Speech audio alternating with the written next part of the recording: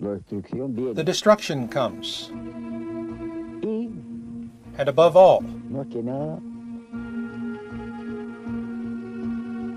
will affect humanity in its existence, in its production, and in its own substance. As our research team watched Farada in this interview, what tore at our hearts were not his words, but rather the obvious pain of awareness etched on his face. We know that pain all too well, for it is an echo of our own, and the knowing of a horrific cataclysm to come, and that which causes it. And so we call it the Farada-Casey pole shift, and it will happen when these massive objects pass close enough to gain a lithosphere lock on the Earth, thereby pulling the skin of our planet around. This will cause the pole shift predicted by Edgar Cayce over 90 years ago.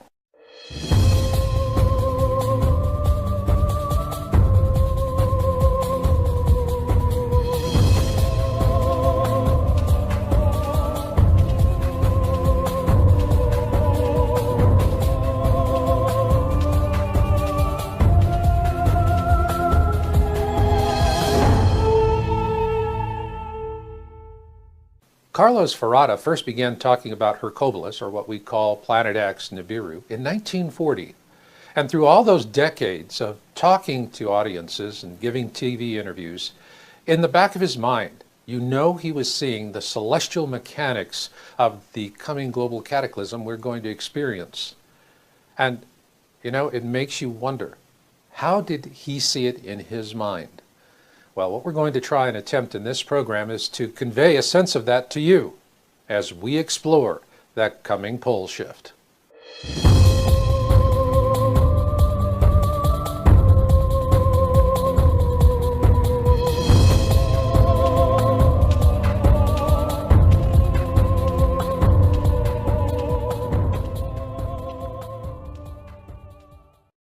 In this program, we're going to take you into the future to show you a cataclysm that means, well, frankly, the end of life as we know it. But it will not be the end of us. Rather, humanity has a long journey ahead of it, and this is just going to be one waypoint along the path. But, as with all journeys, they do have a beginning, and that beginning for us is that first dawn of awareness about what is to come. And for that, we go to the past. In the first program in the Planet X 101 series, Who, What, When, Where, Why, and How, we explained how the search for Planet X first began in 1781. However, the chronological starting point for our journey today is much closer to our own time. In 1940, a Chilean astronomer by the name of Carlos Muñoz Farada first began talking about an object he called Hercules, or what we know today as Planet X, or Nibiru. But he also talked about not one, but two objects. Hercules is the same planet Zecharia Sitchin, author of The 12th Planet, describes as Nibiru, according to his translations of the ancient Sumerian texts. And according to Sitchin, it is 4 times the size of Earth. But of even greater concern to us is the black sun, as Farada calls it. A binary twin to our own sun that is 56 times the size of Earth. And it is the core object of a mini-constellation we call the Planet X system, which in turn orbits around our own sun, much like a comet would. Therefore, Farada is the pivotal figure in this program because he was the first professional astronomer to talk about the Planet X system, as we call it, back in 1940.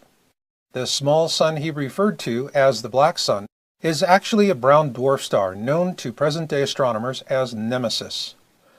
Brown dwarfs are small protostars that lack the mass to sustain hydrogen fusion like Sol. Consequently, they are very dark stars and extremely difficult to find. It is why they're also referred to as failed stars. In fact, the existence of brown dwarf stars wasn't theorized until the 1960s, and back then, they were initially called black dwarfs. Consequently, it wasn't until 1988 before the first brown dwarf was discovered. And as of 2012, over 1,800 of these brown dwarf stars have been discovered. We know them today as brown dwarfs thanks to American astronomer Jill Tarter, who first coined the term in 1975. It's interesting to note that the protagonist, Ellie Arroway, played by Jodie Foster, was based on Tartar's astronomical work. The modern hunt for Planet X began with the deep space probes Pioneer 10 launched in 1972 and Pioneer 11 launched in 1973. These missions established the existence of something of substantial mass because it had significantly altered the trajectories of both probes. In 1983, the Infrared Astronomical Satellite, IRAS, was launched to image that mass. According to NASA, IRAS failed before the mission could be completed. However, several government whistleblowers have since come forward to say IRAS had in fact imaged Planet X. It is also important to know that the disclosures of these whistleblowers are consistent with the news accounts of that time.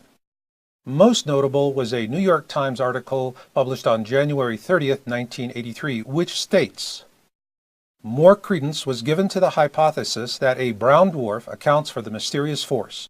Moreover, a brown dwarf in the neighborhood might not reflect enough light to be seen far away," said Dr. John Anderson of the Jet Propulsion Laboratory in Pasadena, California. Keep that name in mind as we move forward to 1988. This is a 2013 capture of Dr. John Anderson's NASA bio page. So what we know about this astronomer is that he does indeed work for NASA, and that he has been following the topic of Planet X for years. Frankly, he's in a league of his own as the last of the honest NASA astronomers to come forward on this topic. In a June 14, 1988 interview with the Victoria Advocate titled Pioneer 10 Still Searching, Anderson is directly quoted as saying, "We have a 90 to 99% confidence that Uranus and Neptune are being disturbed, and by one candidate for that is a single Planet X." Sourced from the Google News service, Yowza.com first published this Victoria Advocate interview with Dr. Anderson on March 18, 2012, in an article titled The Planet X Cover-Up in the Mainstream Media. Immediately after publication of that article, the entire Victoria Advocate edition for that day was removed from the Google News Service site. No doubt, our tax dollars at work once again. Redactions aside, 1988 was still a bellwether year for Planet X research, thanks to the efforts of Dr. Robert S. Harrington, chief astronomer for the United States Naval Observatory, because in October of that year he published a paper titled The Location of Planet X. And here you see Dr. Harrington being interviewed by Zecharia Sitchin, author of The 12th Planet, for a network documentary. In that interview, Dr. Harrington showed Sitchin an orbital diagram for Planet X. Interestingly enough, in this illustration created by Dr. Harrington, we see the description, orbit of Nibiru. The very same planet that Sitchin maintains exists according to his translation of the ancient Sumerian texts. It is likewise noteworthy that Harrington commissioned the construction of a special telescope for a Planet X sky survey, which was conducted in 1991 at the Black Birch Observatory in New Zealand. Those observations were based on Harrington's calculations, and the films were delivered directly to NASA and never seen again. And in a manner of speaking, neither was Harrington. As reported in our Yowza.com article, Planet X and the Mysterious Death of Dr. Robert Harrington, this courageous astronomer died on January 23, 1993, from a rapid onset of esophageal cancer. Many believed he was assassinated, as do we. Today, NASA has replaced the Planet X research of men like Anderson and Harrington with a Planet X debunker by the name of David Morrison, a man who maintains that Planet X does not exist and who never misses an opportunity to humiliate anyone with an interest in the topic. So in response to David Morrison, I offer my first Planet X article published in January 2002 as way of introducing a pithy insight from the man who helped me to write that article. He was Dr. Brian Geoffrey Marsden, and at that time he was a senior astronomer at the Smithsonian Astrophysical Observatory. Regrettably, he passed away in 2010, and to honor his memory, I believe something he once told me is the best way to respond to David Morrison. The failure to observe an object only means that you have failed to observe the object. It should be noted that following the mysterious death of astronomer Robert Harrington in 1993, the Planet X topic went dark in the mainstream media because it had become a death topic. And with that, we now take a big step forward to the year 2006. On April 26, 2006, Yowza.com was the first to break the story on the South Pole Telescope in terms of Planet X. The SPT, as it is commonly referred to as, is a 10-meter diameter telescope located at the Amundsen-Scott South Pole Station in Antarctica. Simply put, it is the ideal infrared telescope for observing anything rising up from the southern skies, like the Planet X system and its brown dwarf. The official reasons given for constructing this telescope in the most inhospitable region of the world sound noble, but in fact do not justify the expense. The Amundsen-Scott South Pole Station is only accessible by way of specially modified C-130 aircraft. Consequently, flying in the telescope and its support building was a Herculean effort. This is why the same exact science could have been done for a fraction of the cost elsewhere in the southern hemisphere. So, why not save the money with a better location? Well, as we pointed out in our article, this was the ideal place to observe the southern approach of the Planet X system at that time. Then came the news we hoped for in 2008.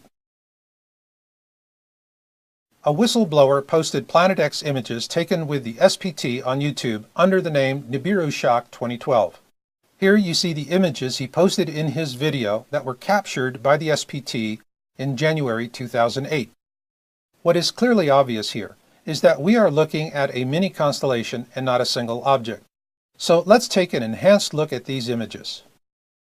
What we see is the strong infrared signature of a brown dwarf star, and between 5 to 7 planets in orbit around it, depending on how you define a planet. In this close-up provided by Nibiru Shock 2012, he also points out that the brown dwarf has a tail. This can be attributed to the fact that Nemesis, the brown dwarf seen here in the center of the image, is surrounded by a massive dust disk. Ergo, if we could actually see this brown dwarf in space, it would likely look something similar to this animation.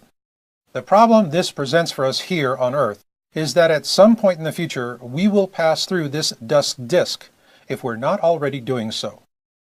In addition to the January 2008 images provided by Nibiru Shock 2012, a second whistleblower came forward in May of that year with another SPT image. This second whistleblower named his SPT source in the video, and the government removed it within hours after it was up. With this in mind, we have redacted that information so that for the first time you can see what his source provided him. And this brings us to the final step in our pole shift chronology.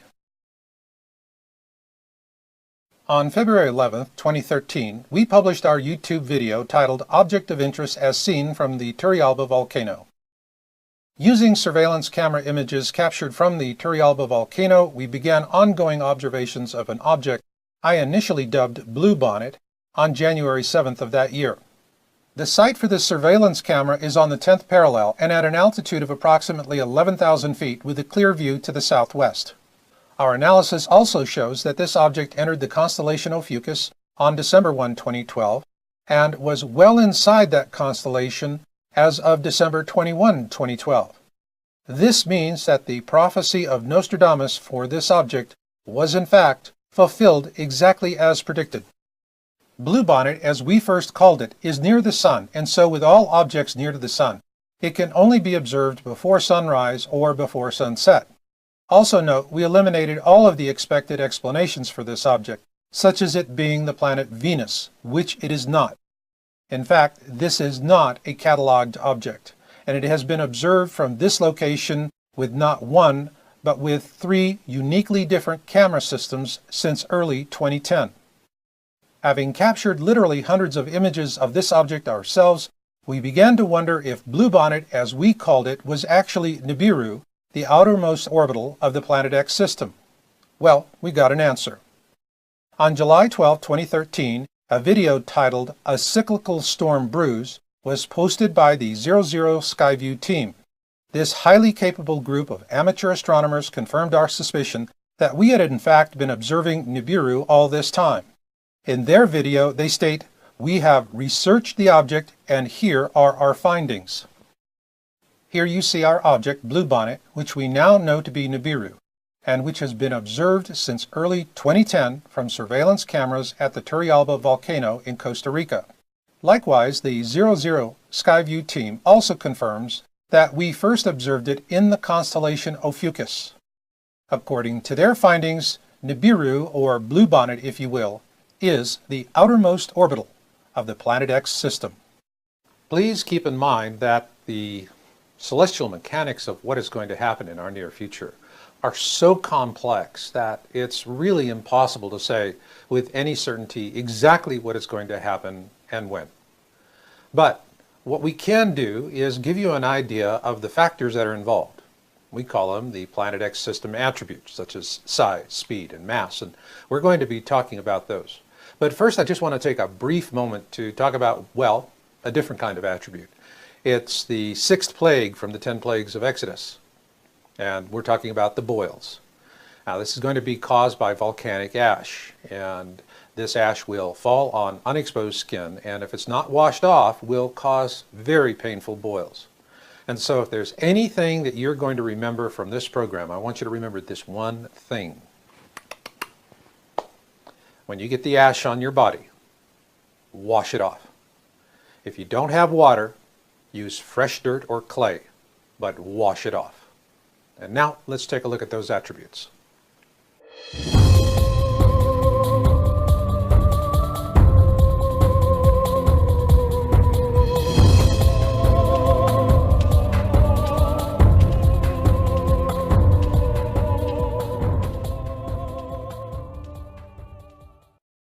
In the opening of this program, we had a feature piece on Carlos Ferrada, and when I watched that for the first time, it really tore me up, because as a Planet X researcher, I could see in my mind what he was seeing and in his mind, and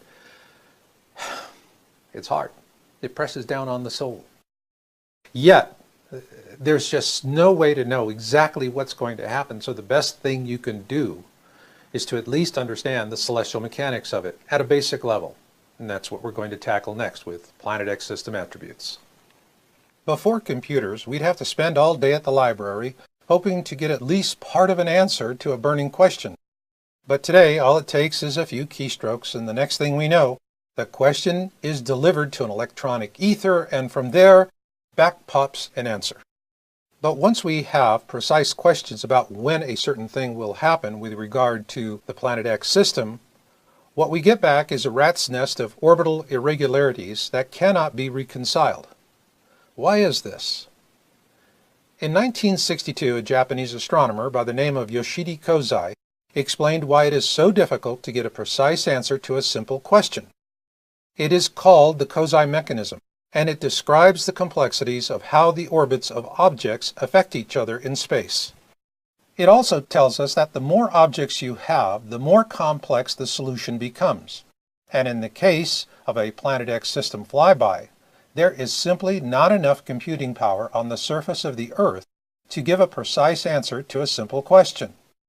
But beneath the surface of the Earth, such power may exist. It was recently announced that IBM has developed what are called fluidic computers, and they mimic the brain's design with liquid-based transistors suspended in an ionic liquid that acts much like the neurons in our brains. While we're only hearing about the civilian applications today, for the last decade our government has been using several of these fluidic computers in underground facilities, and their computing power is simply awesome. To understand the power of just one fluidic computer, let's begin with a supercomputer such as those used by governments and universities today.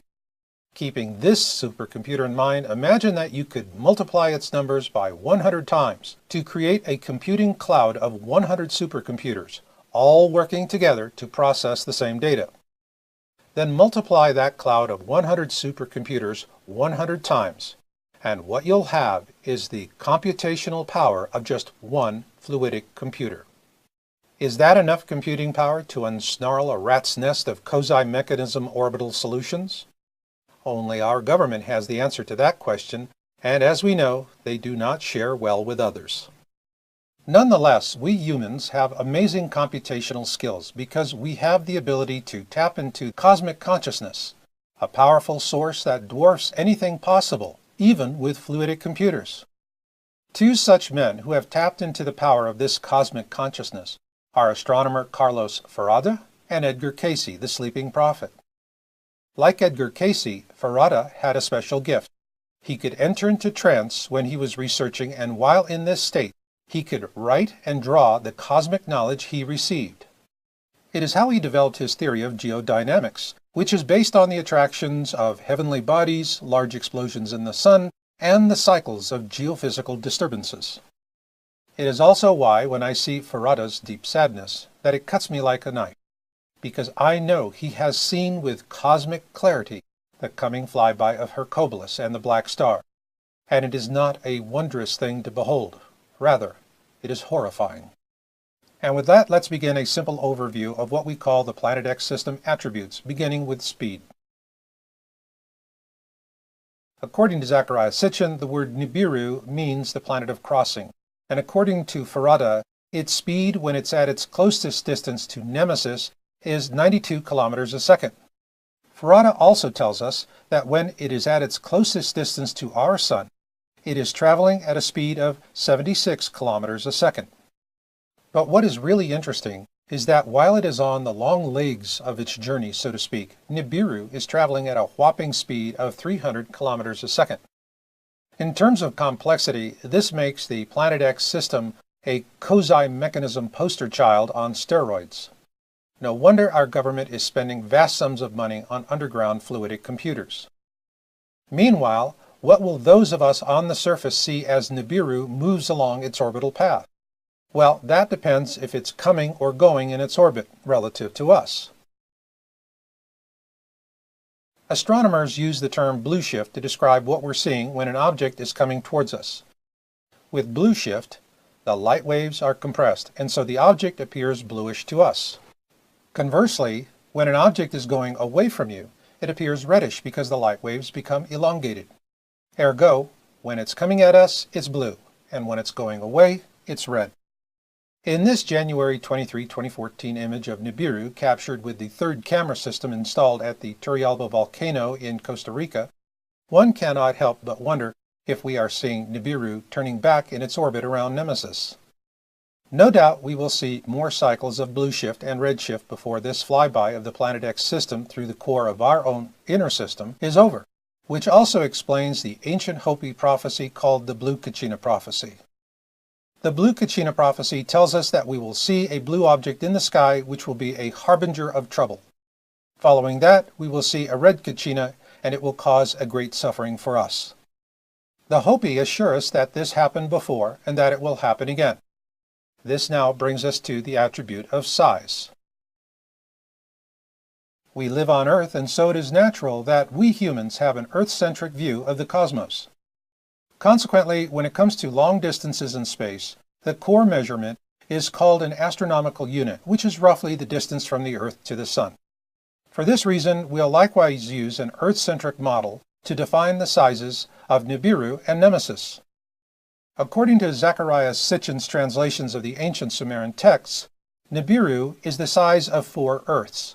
And according to Carlos Ferrada, the Nemesis brown dwarf he calls the Black Star is the size of 55.5 Earths.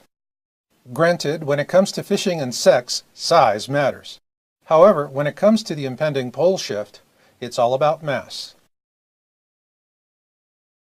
In terms of a pole shift resulting from a flyby of the Planet X system through the core of our system, mass and not size is the key measure.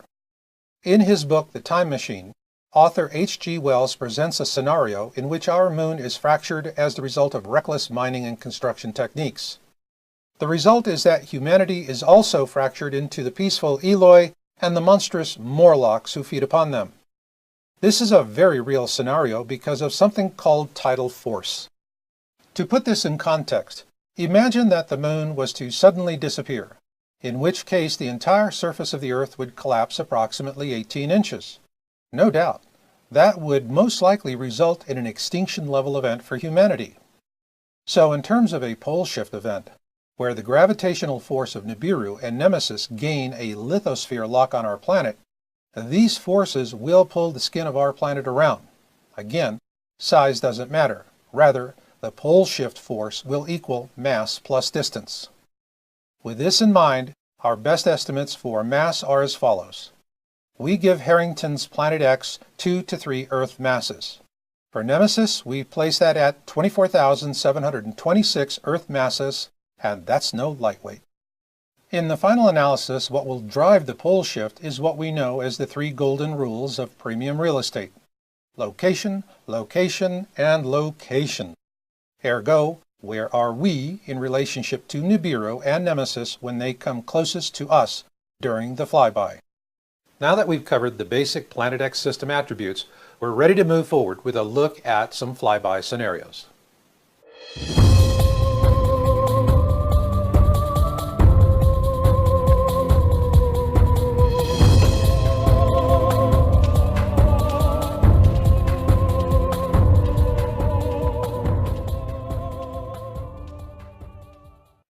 Next up, we're going to present 3 different Planet X system flyby scenarios. Please note, these are not predictions.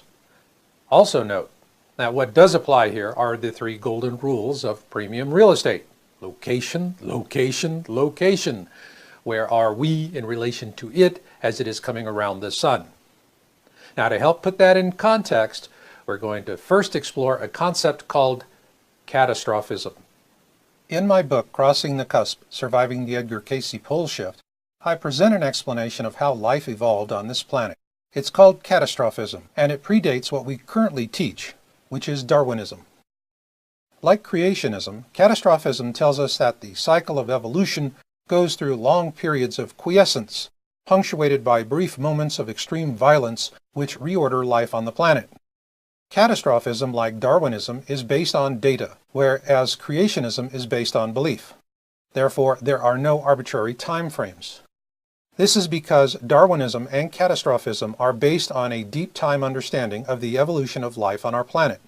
And what we are about to encounter will be one of those brief moments of extreme violence that reorders life on our planet.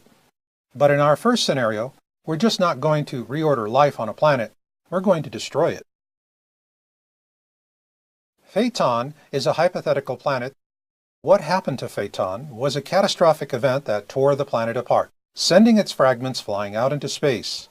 These fragments then became the asteroid belt that now exists between the orbits of Mars and Jupiter. So, our first Planet X system flyby scenario will be a Phaeton event. Here we see Earth on the opposite side of the Sun, but poor Phaeton is a bone to be chewed as Nibiru and Nemesis close in on it.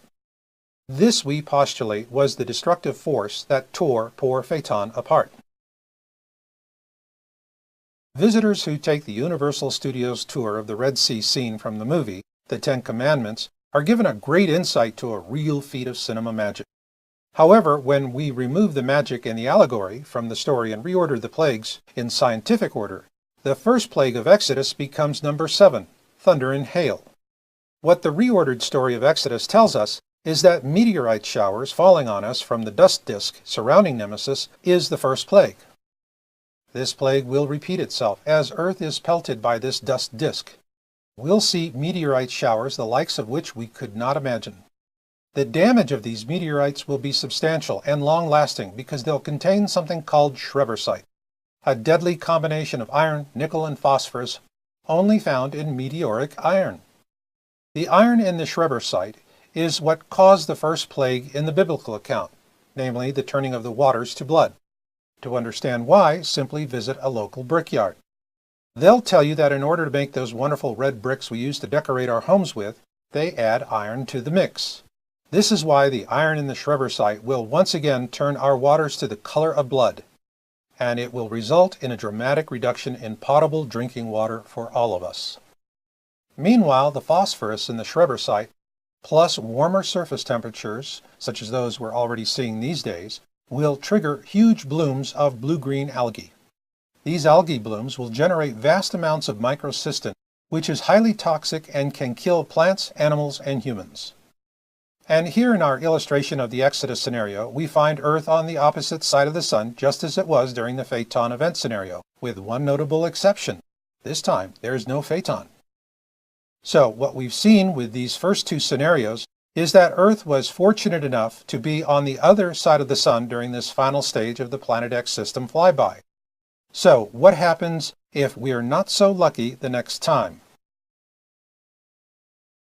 In a 2008 Project Camelot interview, government whistleblower Bob Dean announced that our worst fears would be realized during this coming flyby. That Earth would be on the wrong side of the Sun as the Planet X system began its downward track back into the furthest reaches of our solar system.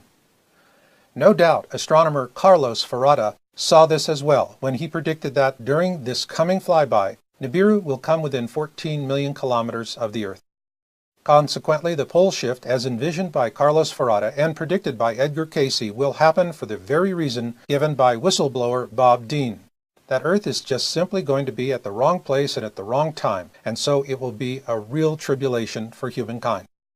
First will come increased seismicity, which is already happening, followed by increased volcanism, which also is already happening. Then there will be the deep impact events that many of our modern astronomers and scientists are warning us about, and then will come the tidal forces of Nibiru and Nemesis as they gain a lithosphere lock on Earth. Then they'll pull the skin of our planet around. So now the big question is, will the pole shift happen in our lifetime? Well, the government knows for certain because they've got the fluidic computers. But, as the old saying goes, they don't share well with others. The best we can do in the meantime is, well, take our best shot. You decide.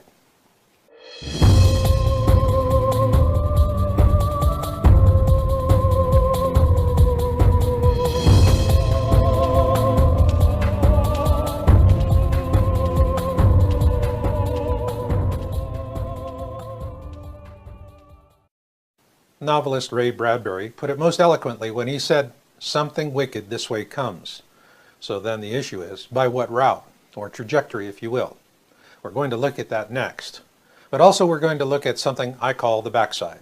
Whenever I do a podcast or a video, I always close with, "And this is Marshall, and I'll see you on the backside." So what is the backside? Well, it's when we see blue skies once again. So let's get started. This pole shift trajectory forecast begins with an anonymous hero, a government whistleblower only known to us as Nibiru Shock 2012, who first revealed images acquired from the South Pole Telescope in January 2008 of the Planet X system. In these enhanced images he presented, he shows us a brown dwarf mini-constellation with its own planets and moons. And what is interesting is that this brown dwarf has a tail, which tells us it is going to be an awfully dirty thing. Then on October 10, 2012, the 00 Skyview team released their video, A Dark Binary Star, and the object they were viewing with a highly advanced amateur telescope bears a striking resemblance to the one captured with the SPT in January 2008, and there are others. On July 28, 2013, we published our video, Planet X System Observations and Orbital Analysis, with our own observation of Nemesis made by Jorge Arena during a business trip to Lima, Peru. On the last leg of his journey from El Salvador to Peru, he captured this rare image of Nemesis through the clouds at the sun's 7 o'clock position. Then on January 10, 2014, YouTuber Stargazer Nation posted a feed capture from the Soho Lasco C3 camera. In it we clearly see Nemesis, or the black star as Carlos Ferrada called it, again near the sun's 7 o'clock position. Frankly, we were amazed to see that he got this imagery, as we routinely see these kinds of images scrubbed off the Soho site nearly as fast as they go up. But like they say, the early bird gets the worm, and so our hats are off to Stargazer Nation for a brilliant piece of citizen journalism. He nailed it. The Nemesis brown dwarf star is the smaller companion to our own Sol, and like Sol, Nemesis has its own planets as well.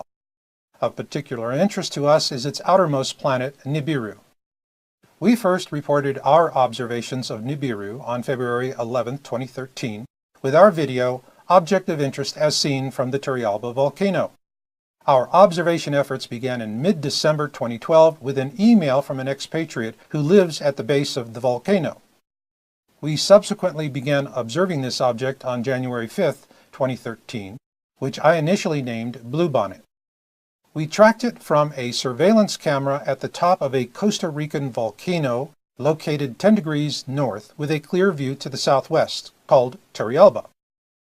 We tracked it a few hours before sunset each day for months and amassed hundreds of image captures from 2 different surveillance camera systems. Early on, we suspected it was Nibiru, and on July 12, 2013, the 00 Skyview team posted a video titled A Cyclical Storm Brews, confirming our suspicions. Their finding was that we in fact were observing Nibiru, the outermost orbital of Nemesis, in the constellation Ophiuchus. That being said, the linchpin for this pole shift trajectory forecast is not Nibiru. Rather, it can only be one object, Nemesis. For this reason, we'll use the January 10, 2014 Stargazer Nation capture of Nemesis from the SOHO LASCO C3 camera as that linchpin. And so here is our pole shift trajectory forecast, starting with the SOHO observation in January of this year. Here we see Nemesis and Nibiru in conjunction with Earth on the opposite side of the Sun, with Nemesis just below the ecliptic and Nibiru just above. Keep in mind, Earth is already seeing evidence of increased solar radiance, resulting in a corresponding increase in seismicity and volcanism. Also keep in mind a 2008 Project Camelot interview with government whistleblower Bob Dean about the coming of Nibiru.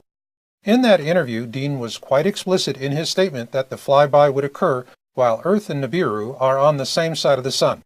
And so our pole shift alignment forecast is for some time after 2016. We are also very certain that sometime in 2016, both Nibiru and Nemesis will be naked eye visible from everywhere on Earth. This will likely be about the time Nemesis reaches its point of perihelion with Sol, in other words, its closest distance to our Sun. The pole shift event will occur when Nemesis crosses the ecliptic on its outward leg to the furthest reaches of our solar system. At this point, both Nemesis and Nibiru will be in opposition to Earth, and that is when their combined tidal forces will gain a purchase on the lithosphere of our planet, thereby causing a pole shift in which every major body of water will come out of its basin. During this time, we will see both Nemesis and Nibiru, and our planet will also be pelted by the Nemesis dust disk. Also, there will be catastrophic interactions between our Sun and both Nemesis and Nibiru, resulting in catastrophic solar storms, which will scorch the surface of our planet. This will be a time when we need to take refuge below ground. Likewise, there will be terrible impact events all throughout this flyby, and these will leave lasting scars on the land and turn our summers into long winters. But worse yet will be the earthquakes created by this solar onslaught and the ensuing volcanism. And for those living along the coastlines, death will befall them with brutal walls of hydraulic sandpaper, grinding them apart. Then will come the coup d'etat, a catastrophic pole shift event that will be as harsh for those living under the ground in the safety of their bunkers as it will for those living on the surface. The elites will suffer harshly as well. And in these times, we will see old lands fall beneath the waves as new lands rise up, and once Nemesis and Nibiru are beyond our sight, we will look up to see an ugly sky.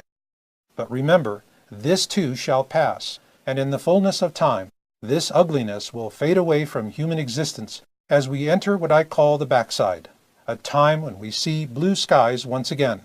And as those who survive this flyby start to sort themselves out, Mother Nature will wash clean these new lands with powerful rains, and in time, life will come to the barren wastes.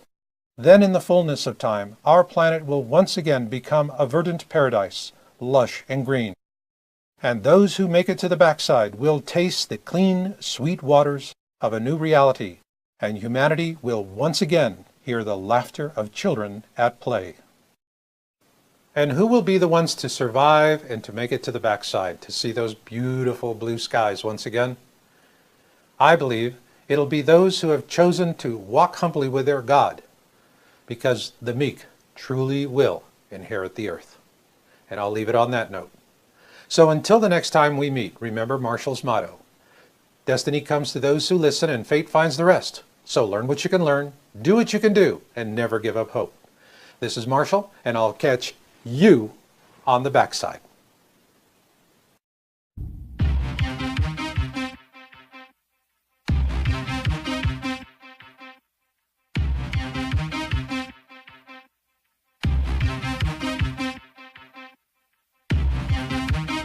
Wanna go? Wow.